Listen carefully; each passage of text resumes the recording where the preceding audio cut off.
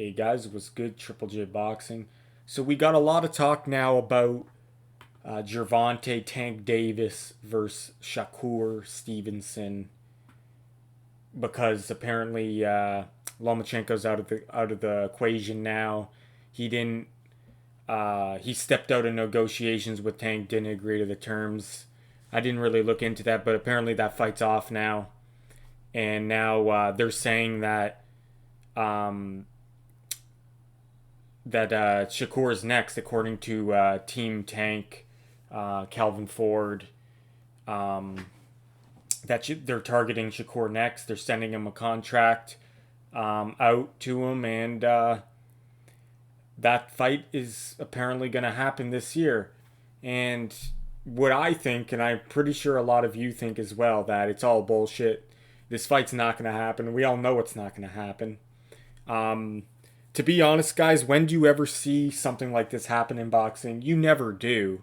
You never get the best versus the best at the right time. You rarely get that. And in this case, it's even more rare because Shakur's not at his best yet, I don't think, whereas Tank is. One guy's in his prime in Tank, where the other guy hasn't reached his prime yet. He is I would say he's gonna be going into his prime. Actually, I didn't think Shakur was 27. I thought he was a bit younger. So okay, yeah, he's going into his prime too. Gervonta is in his prime 100%. He's 29. He's in the peak of his career. But yeah, there might be some room for Shakur to improve, I would say, at 27. But yeah, for some reason I thought he was like 24, 25. I don't know why. I think I was mixing him up with like Ryan and Devin. They're a bit younger. But this isn't going to happen, guys. Let's be honest here. When do we ever get two guys in their prime like this? You just don't get it in boxing. We all know that. We all know the same story. They all talk about it, and then it never happens.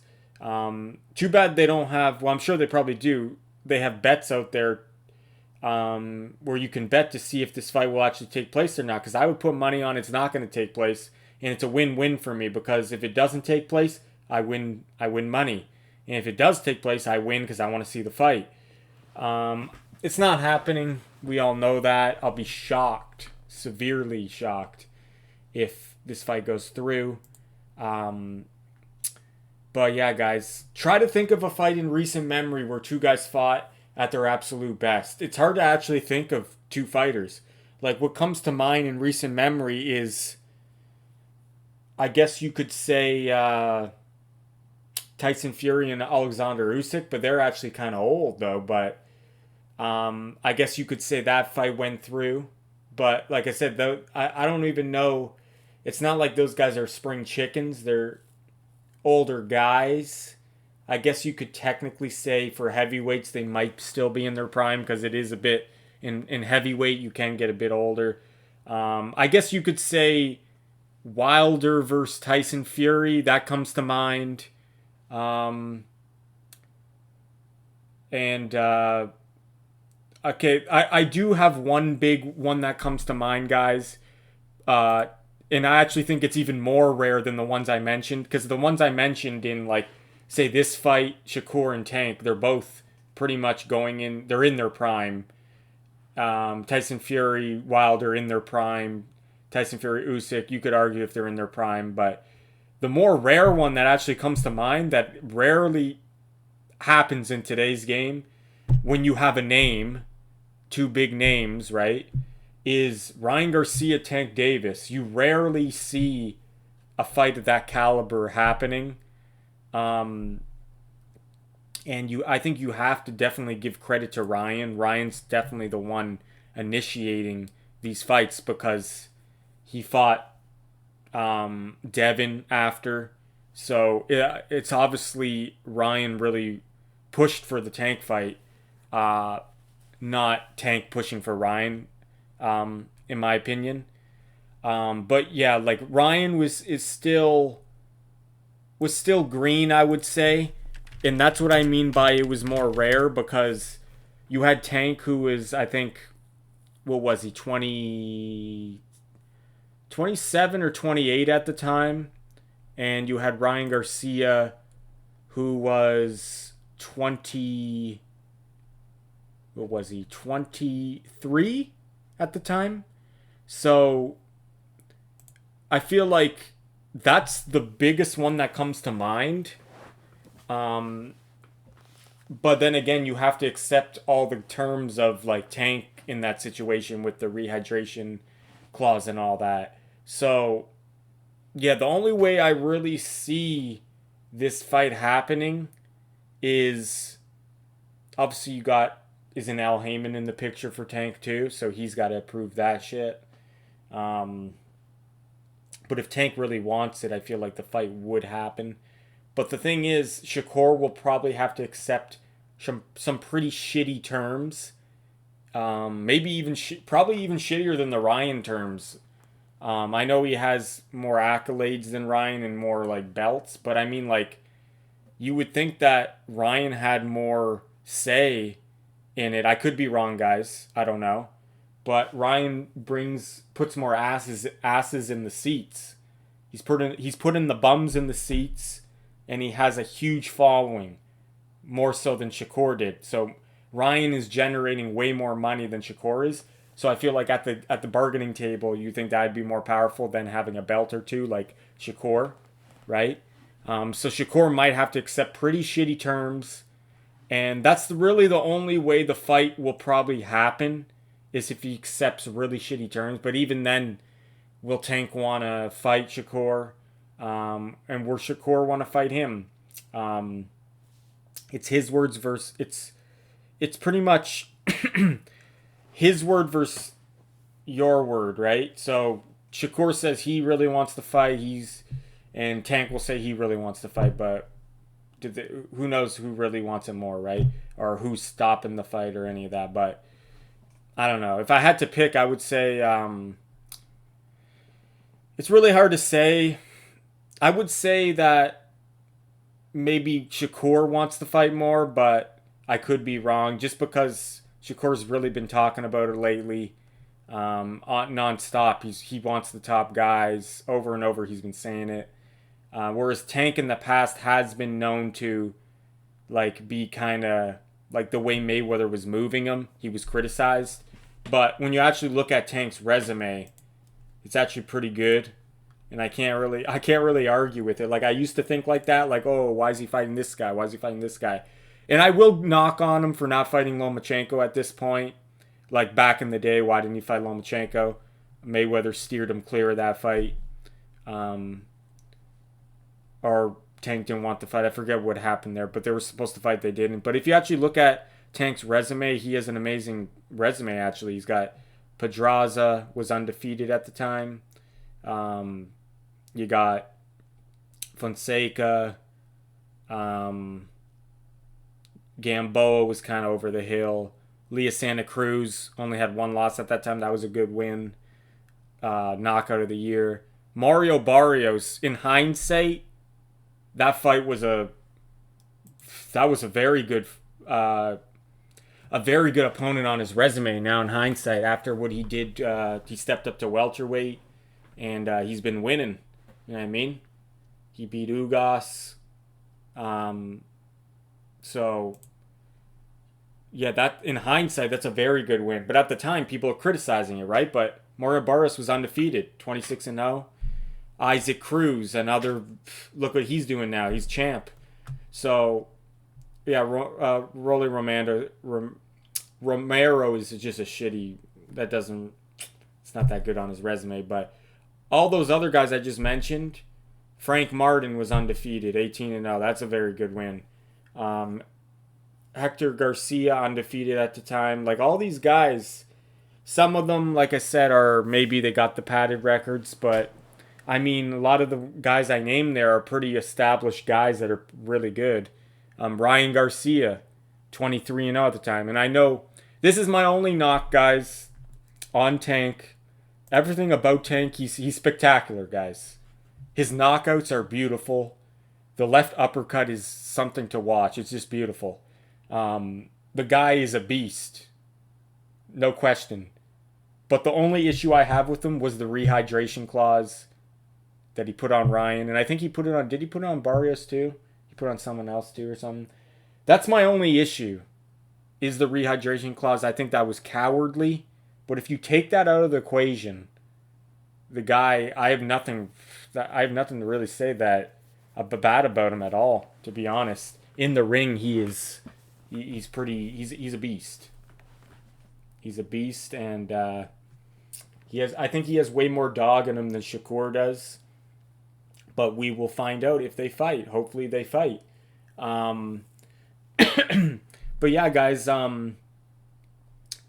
I just don't see the fight happening unless Shakur accepts that he's not a draw, really, when it comes to this stage anymore, right? You're not fighting a guy like you're gonna be the B side, like 100%. Obviously, we know he's the B side, but I mean he's gonna be the like B minus side. Like he's way below Tank in numbers and in prestige and in like popularity, putting, like I said, asses in the seats, and he just doesn't generate as much money. So he's got to take a really shitty deal. He's not fighting these guys like Artem or Edwin De Los Santos, where he can be the A side and he can dictate, and you know what I mean, he's got a belt, he's got the belt, right? But Tank's got a belt too, right? So you gotta. The thing is, though, he can't just go on his accolades of belts and what he did in the past with what he had the super featherweight title. What else did he have? Yeah, so he's a featherweight champion, super featherweight champion, and lightweight champion. So he's a 3 division champ. But that shit won't really matter when you fight Tank, because Tank, like I said, he beat all those great guys. He has belts as well, but he actually sells. And he's exciting, right? In the ring. So if I was Shakur, the advice I would give him is, because some people think he has a chance of winning, which he does, but I gotta say, I don't think it's 50-50 fight, though. I really think that he'll have to prove me wrong, Shakur, but I just feel like Tank is just, it's a matter of time before Tank finds you and knocks you out. It's just a matter of time. He breaks you down and you can't break him down. It just seems like he gets stronger as the fight goes on. Like his level keeps on going up or stays the same throughout the whole fight. Mentally and physically, his level stays the same or gets better throughout the whole fight, where the other guy starts off at the highest, strongest he is, right? Physically and mentally, his opponent is at the best, and it seems like his opponent, as the rounds go on, he just declines, right? It's kind of like if you ever watched Goku vs. Cell in Dragon Ball Z, when Goku fought Perfect Cell, they were going blow for blow, equal. They were both raising their level as the fight went on, but eventually there was a point where his power level starts dropping. He starts dropping, he starts draining, he starts getting tired, and his strength starts going down, where Cell stays the same or doesn't decline as much. And that's kind of like Tank is like Cell in that situation. I mean, like it's just like he gets stronger as the fight goes on, and his power level doesn't really decrease much as the fight goes on. He's got that, he's a beast.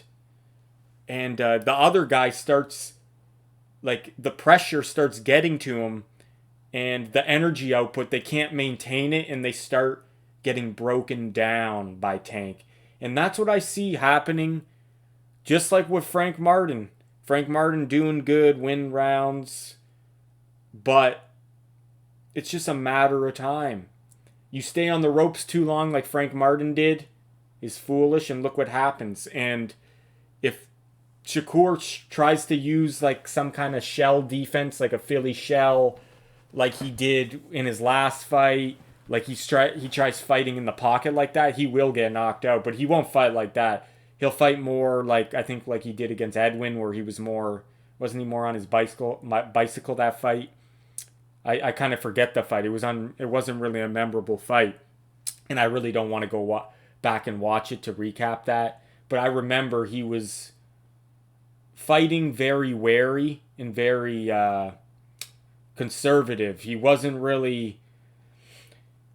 fighting very careful in that fight, and that's the way I see him fighting Tank, in which I think maybe he could win rounds, and if he makes it the distance, maybe you'll have a lot of his fans saying he won or something if it was a close fight, and he won a lot of this where he was playing it safe and he landed a couple jabs. People are going to say, oh, he landed jabs there, he won. And then Tank will land one or two blows that are more powerful, and then you're going to see the Tank fans saying, oh, he won that round. So if it goes the distance, I could see that scenario where we're going to have fans fighting over who won or something. But I just don't see the fight going the distance. I just think it's just going to be a matter of time. The only way Shakur would win is in a very boring fight, but I just don't see how he could avoid Tank. I just don't see it, guys. I don't see how he can avoid Tank for 12 rounds. Tank's at his best right now, too. It's not like he's over the hill. He's not old. He's not green. He's in the absolute peak of his career. Whereas Shakur can maybe still probably improve a bit.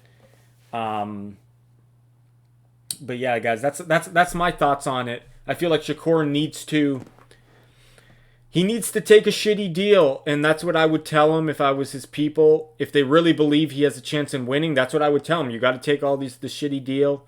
This rehydration clause, maybe he'll have to take that. I don't know how much he hydrates to. I don't really think, does he blow up that much? I don't know, really. He might have to wear whatever gloves that Tank picks out or whatever. I don't know what Tank's going to tell him. He might give him like 10% of the money. It might be something like that, right? But yeah, as far as resume goes, when I'm looking at Shakur's resume, I mean, he's fighting a lot of guys that you'll never hear about anymore, or a lot of you guys probably don't even know, that had good records, but padded records probably, right? Same with Tank. But when I look at Shakur's resume, a lot of these guys, okay, Jamel Herring was his first good win for the super featherweight title. So, yeah, so the super featherweight title was... Actually, is he only a 2-division champion then? I thought he was he not champion at featherweight? I guess he wasn't. He was only the... What do you call it? The interim continental or NABO featherweight. Okay, so wait a minute. WO World Featherweight. No, okay, yeah, he beat Joet Gonzalez. Okay, yeah. Okay, so yeah, Joet Gonzalez was his first big win that he won the belt from. You don't really hear about him that much anymore, to be honest. But still, though, good win for Shakur. But the first, I would say, the first well-known guy that he beat was Jamel Herring. And then Oscar Valdez, that was a big win. He dropped Valdez. That was I gotta admit, that was probably Shakur's most impressive win, because he dropped him. He really outperformed Valdez in that fight. So that's a good win. Conseco, he beat. And then he's had a couple, questionable fights with Edwin De Los Santos. The Artem fight was still... It was kind of boring, but he controlled that more. But yeah, I would say Tank definitely has the edge in the resume and the performances for sure. But yeah, guys. Shakur, 22-0, 10 knockouts. Ranked number 2 on BoxRec. He's the WBC champ at lightweight. 27 years old, 5'8", 68-inch reach. 27 years old, like I said. Gervonta Davis ranked number 1 on BoxRec. He's the WBA lightweight champion, 30-0, 28 knockouts, 29 years old, 5'5.5", so like Pacquiao's height. 67.5 inch reach. So pretty long arms for that size, to be honest. But yeah, guys, the fight's not happening. I wish it would, but hate to break it to you guys, it's not going to happen unless Shakur just takes a pretty dog shit deal, which I hope he does, because I feel like if you really believe in yourself, you should. And it's not like he's not going to make less. He's going to make more money than he's ever had, you would think. Obviously, if Tank offered me less money than when he fought, like, if he offered him less money than he's made against his other opponents, like Artem and Edwin and De Los Santos, Valdez, then I'd maybe say, okay, fuck you, Tank, right? But if it's going to be his biggest payday, and it's still, obviously, the percentage-wise, you're not getting what you want, but it's still your biggest payday, I say just take it. Unless it's like some crazy rehydration clause where it's like where he can't do it in a healthy manner, that would be the only way I would step away. But other than that, if you're fine with like, I would say you should just accept the money terms.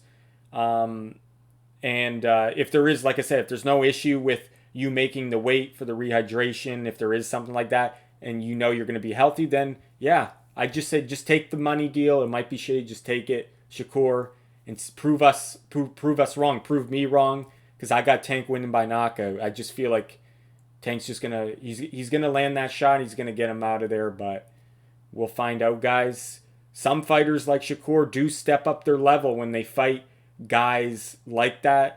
Like I didn't think Andre Ward would beat Kovalev. That's an example. And I mean, the first time he didn't, but I didn't even think he could compete with Kovalev at all, right? Let alone beat him in the second time around. But yeah, like even though I had Kovalev winning the first fight, I thought Andre Ward, I didn't think he stood a chance at all. I thought Kovalev was going to steamroll him. So that might be the case here, but he didn't look good when he fought that power puncher in Edwin De Los Santos. That made me think a little bit. If he's playing it that safe with that kind of fighter, imagine with a guy like with Tank's power that has way more weapons, right? That's just my thinking on that, but maybe he'll prove us wrong, guys. I hope the fight happens, but it's not happening. This is Triple J Boxing. Take care, guys.